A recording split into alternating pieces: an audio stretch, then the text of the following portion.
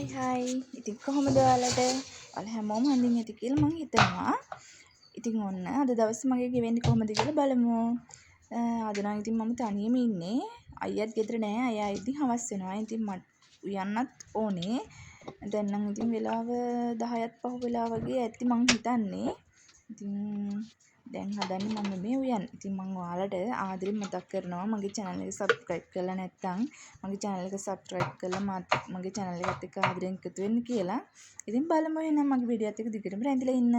අද මගේ දවස කොහොමද ගෙන්නේ කියලා බලමු. ඉතින් ඔන්න මම හාල් උපේ තියලා දැන් මේ හදන්නේ අයියා මයොක්ක වගේක් ගෙනත් තිබ්බා. ඒක ඉතින් අර හුඟක් දවස් තියාගන්නත් බෑනේ. ඒ නිසා ඉතින් ඒකත් කපලා ගත්තා මාළුවක් හදන්න කියලා. ඉතින් ඒකත් මාළුවක් හදලා ඊට පස්සේ ඉතින් ඒක අර තැම්බෙන්න කපලා ලිපෙන් තිබ්බා. ඊට පස්සේ තමයි ඉතින් ඒකට මිරිස් තුන පහ කුඩු ඒ දේවල් ටික දාලා ඊට පස්සේ පොල් කිරි ටිකකුත් ඒකට දාලා ආයෙ ටිකක් ඒක තැම්බෙන්න ලිපේ තියලා ඊට පස්සේ ඒකට පොඩි ටෙම්පරාදුකුත් දාලා ගත්තා. ඊට පස්සේ ඒකත් එක්කම බත් කෑ හැකි ඉතින් වෙන මොකුත් ඕනේ නැහැ. ඒ වුණාට ඉතින් මට හිතුණා තව මොන හරි හදන්න ඕනි කියලා. ඒ නිසා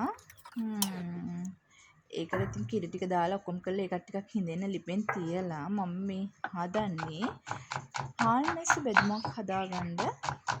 ඒකට අවශ්‍ය කරන දේවල් ටික හදාගන්න. ඉතින් ඒකට ඉතින් මහ ලොකු දේවල් අවශ්‍ය කරන්නේ නැහැ. ඉතින් මම මේ හදන්නේ ලුණු ටිකක් වැඩිපුර ලියලා දාලා තක්කාලි ගෙඩියක්, අමු මිරිස් ටිකක්, රම්පේ කරපිංච ටිකක් ඒ දේවල් ටික දාලා ඉතින් ඔය සරල විදියට පොඩි බෙදුමක් හදාගන්න තමයි හදන්නේ. ඉතින් බෙදුමට අවශ්‍ය කරන දේවල් ටිකක් දැන් කපාගෙන හාල් මැස්සට ඇතුලින් ඉතින් කඩලා සෝදලා කරලා තියෙන්නේ. දැන් මයියොක්ක මාළුවත් හරි. ඊට පස්සේ මයියොක්ක මාළුවට පොඩි තෙම්පරාදුකුත් දාගන්න ඕනේ.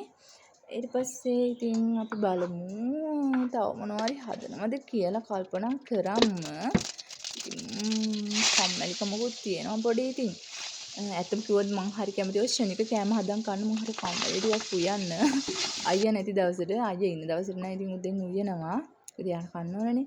ඉතින් ඔන්න මයියොක්ක මාළුවට පොඩි ටෙම්පරාදුකුත් දැම්මා. අබ ටිකක් සුදු ලුණු කරපිංච ඒ දේවල් ඔක්කොම තෙල් එකට දාලා ඊට පස්සේ මයියොක්ක මාළුවත් තෙල් එකට දැම්මා. දැන් මේ හදන්නේ හාල් මැස්සු බෙදුම ටෙම්පරාදු කරගන්න. ඉතින් මම මේ දැන් තෙල් ටිකක් රත් වෙන්න ලිපෙන් තිබ්බා. ඊට පස්සේ හාල් මැස්සු ටික පොඩ්ඩක් හොඳට බැදෙන්න තෙල් එකට දාලා ඊට පස්සේ තමයි ඒකට අවශ්‍ය කරන සුදු ලුණු ඒකට අවශ්‍ය කරන ලුණු කරපිංචා තක්කාලි ඒ දේවල් ටික දාලා ඊට පස්සේ ඒක ටිකක් කැමුණාට පස්සේ ගිලන තෙල් එකෙන් ඒකට කෑලි මිරිස් කුඩු ටිකක් ඊට පස්සේ ලුණු කුඩු ටිකක් දාලා ඒකත් පොඩි වෙලාවක් කවලම් කරලා තියලා ලිපේ ඊට පස්සේ බලමුකෝ ආයෙත් මොනවද හදනවද කියලා. ඉතින් ඔන්න බෙදුමත් හදලා ඉවරයි. ඉතින් මම මේ හදන්නේ ගෝව කෑල්ලක් තිබ්බා ෆ්‍රිජ් එකේ දැන් ගෙනත් ටික දවසක් වෙනවා. මේ ඒක කපලා පොඩි මැල්ලුමක් හදන්න කියලා තමයි හදන්නේ. ගෝව මැල්ලුමක් හදන්න කියලා හැදුවේ. ඉතින් ඔන්න ගෝව කෑල්ලත් කපලා ඉවරයි. ඉතින් මම දැන් මට ඉතින් වතුර හැරුණම සිංක් එක ගා කොයි වෙලෙත් සෝදලා අස් කරන්න ඕනේ. ඉතින් දැන් ගෝව කෑල්ල කපලා ඒක සෝදලා අරගෙන ඊට පස්සේ ඒකත් මැල්ලුම හදන්න ඒ දේවල් ටිකත් ලෙස්ති කරලා තමයි. ඉතින් මේ ඉන්නේ මගේ චූටි පෙත්තා. ඉතින් ඔයාලත් ආසයිද මම වගේ මෙහෙම සත්තු හදන්න? ඕනම් හරියම ආසයි. දැන් මේ හදන්නේ ගෝව කෑල්ල ටෙම්පරාදු කරගන්න. ඉතින් ගෝව කෑල්ලට තෙල් ටිකක් රත් වෙන කියලා ඒකට අඹ ටිකක් සුදු ලුණු ඒ ටික දාලා ඊට පස්සේ තමයි මම ගෝව කෑල්ල පොල් මැල්ලුම හදලා ඒකත් එක්ක දාලා කවලම් කරලා පොඩි වෙලාවක් තියලා ඒකත් අරගන්නවා. ඊට පස්සේ ඔන්න දැන් අද උයලා ඉවරයි. ඉතින් මම මේ ආවා වත්ත පල්ලෙහාට. ඉතින් ඔන්න අද නම් මල් ගස්වල මල් ටික අපෙවිලා තියෙනවා. වතුර දැම්මට වැඩක් නැහැ. අනේ මෙහෙට දැන් මාස දෙක තුනක් තිස්සෙන් පායන නිසා මල් පැල ඔක්කොම සවුත් වෙලා තියෙන්නේ. ඉතින් ඒ නිසා මල් නම් හරි අඩුයි. ගස් ටික මැරෙන්න වගේ ඇවිල්ලා. මෙන්න මේ මල් జాතිය නම් හරිම සුවඳයි පිපුණාට පස්සේ. ඇත්තටම ඒ සුවඳ නම් කියන්න නැති නිසා ගහේ නගින්න මේ තියෙන්නේ වරක ගහේ මට අතින් කඩාගන්න පුළුවන් මාත් ගෙඩියක් දීලා තියෙනවා. එහෙනම් අපි මේකත් කමු.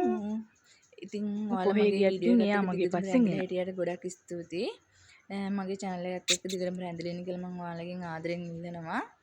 ඒ ඉන්නේ මගේ යාළුවා. ඉතින් එහෙනම් අදට මම ගිහින් එන්නම්. ඔයාලා හැමෝටම සුබ දවසක්.